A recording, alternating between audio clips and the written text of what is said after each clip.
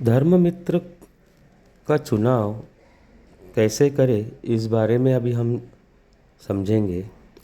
10 दिनों का पहला शिविर समाप्त होने के पश्चात साधक जब विपश्यना केंद्र के बाहर आता है तब उसके लिए अनेक पर्याय उपलब्ध होते हैं।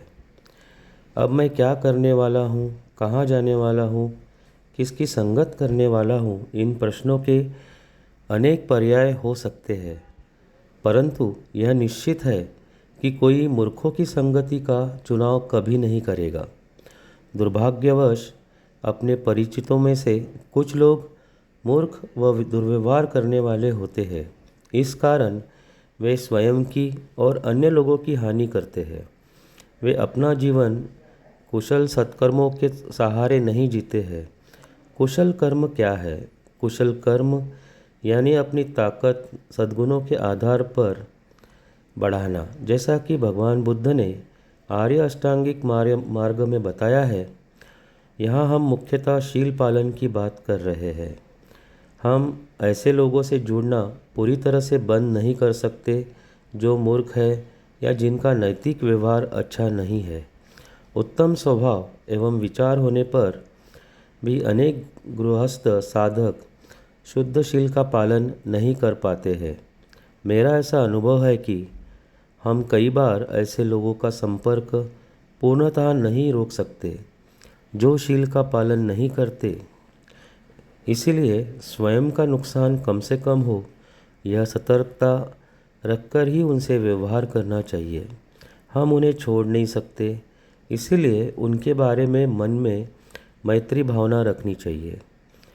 आपने किसी को ऐसे कहते हुए भी सुना होगा कि शील पालन का कोई महत्व नहीं है। भगवान बुद्ध के समय में भी इस प्रकार का दृष्टिकोण रखने वाले अनेक लोग थे। यह विचार बहुत घातक है और उसे टालना ही चाहिए। यह भगवान बुद्ध ने भी स्पष्ट रूप से समझाया हुआ है। जो करने से आपको आनंद हो वही करो। इस प्रकार का विचार आज आधुनिक जगत में बलवान हो रहा है, परंतु यह विचार इस पद्धति के योग्य नहीं है। विशुद्धि के पवित्र मार्ग पर चलने का जिसने निश्चय किया है, ऐसे व्यक्ति के लिए यह बिल्कुल ही अनुचित है।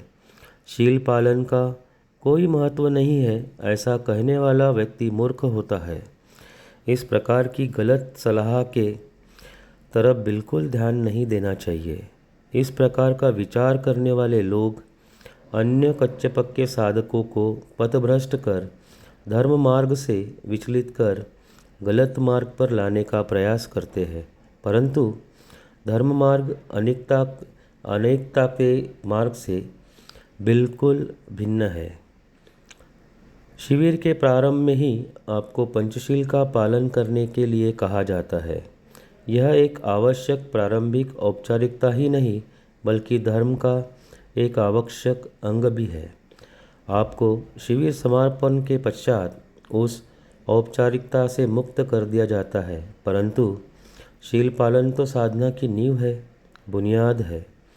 पंचशील पालन करने का निश्चय यदि आप मनपूर्वक करते हैं तो ही आपकी इस धर्म मार्ग पर प्रगति होगी।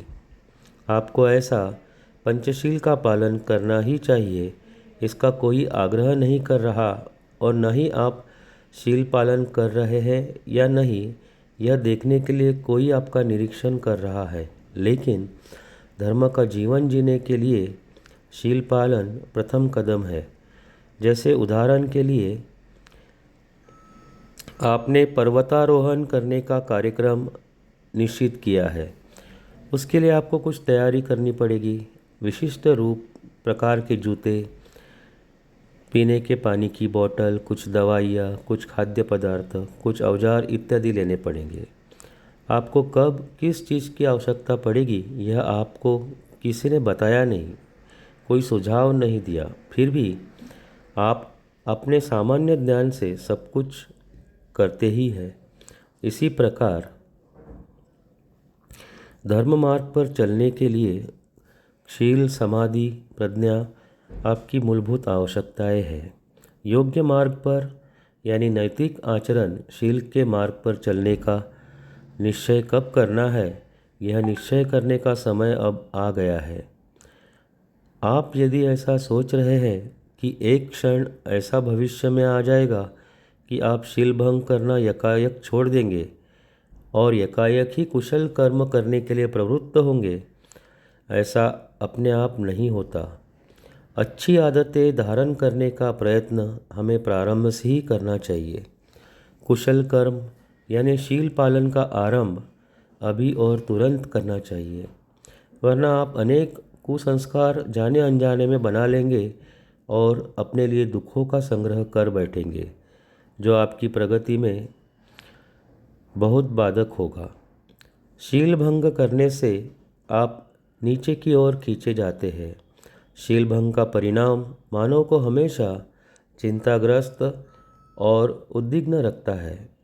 मेरा अकुशल कर्म यदि लोगों को पता चलेगा तो क्या होगा, मैं पकड़ा गया तो क्या होगा, आदि गंभीर साधना करने के लिए संतुलित मन की, शांत चित्त की आवश्यकता होती है। उसे तो आपने इस तरह गवा दिया है। शील भंग करने से अन्य लोगों को भी तकलीफ होती है। यदि चोरी की है तो किसी का नुकसान ही किया है। आपको ऐसा लगता है कि आप कुछ लाभ हुआ है, परंतु उस छोटे से लाभ की बहुत बड़ी कीमत आप देर तक चुकाते रहते हैं। शील भंग कर आप अपने चित्त की शांति खो देते हैं। पांचों शीलों में से किसी भी शील को भंग करने के कारण ऐसा ही होता है। अति शुद्ध शील का पालन केवल अरहंत के लिए ही संभव है, परंतु धर्म मार्ग पर चलने वाले गृहस्थ साधक के लिए शील भंग नहीं हो, उसका भरकस प्रयत्न करना यह भी पर्याप्त है। शील पालन करते हुए तथा शील पालन का उद्देश्य अपनी नज़रों के सामने रखकर दृढ़तापूर्वक इस ध्येय को प्राप्त करने का उचित प्रयत्न करना ही चाहिए, अन्यथा बार बार विचलित होने की संभावना है। आप क्यों विचलित हुए, इसका विचार कीजिए। विचलित होने का क्या कारण था? राग या द्वेष का तूफान, या आपने सब कुछ सोचते समझते हुए ऐसा निर्णय लिया कि केवल एक बार मैं मान के खुला छोड़ देता हूँ। इसमें अंतर है। यदि आप राग द्वेष के तूफान के कारण प्रतिक्रिया कर रहे हैं तो आप संभल जाओगे, पर यदि आप सोच समझकर केवल एक बार मन को शील भंग की छूट दे रहे हैं तो ये एक बार शीघ्र ही अनेक बार में बदल जाएगा और आप हार जाएंगे। इसीलिए पूरी मेहनत से शील का पालन करें, यही मध्यम मार्ग है।